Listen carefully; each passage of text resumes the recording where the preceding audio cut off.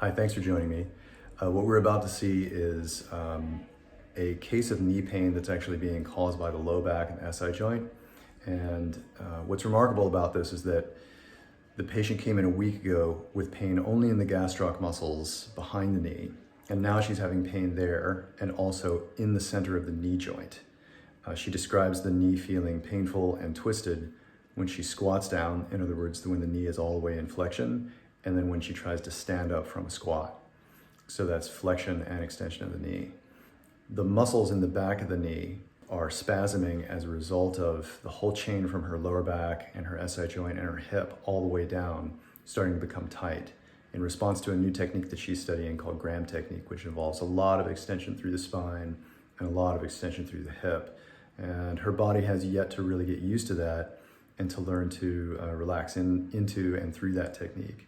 But once she gets a little bit of soft tissue release, some foam rolling, some stretching in place, and studies Graham technique a little more further, she should start to settle in, and it won't be a problem.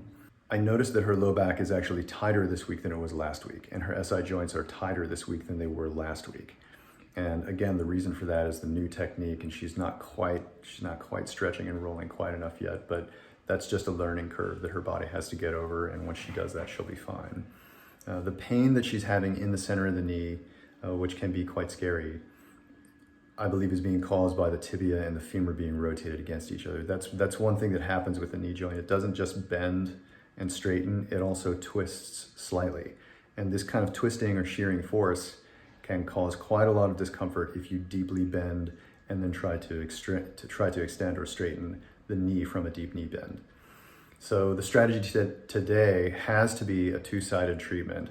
I'll be needling her face down to loosen the gastrocs, the hamstring muscles, the popliteus, also doing some deep needling into the back of the knee joint in order to encourage the body to open the circulation there and irrigate the knee joint. Then I'm going to turn her face up and needle the front of the knee joint to help the femur and the tibia to line up. And I'm going to follow that up, finish the treatment off with some gentle flexion and extension of the knee to encourage those bones to line up and go back to optimal.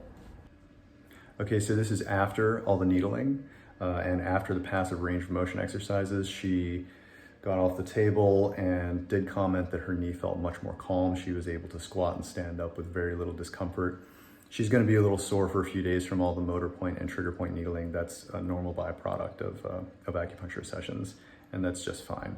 And what I expect is that a lot of the pattern of tension and pain will start to recede, and what she'll be left with is a little bit of discomfort through the gastroc muscles in the back, like she had a week ago, and maybe a little stiffness or some sensation that things are not moving quite well enough in her back and her SI joints.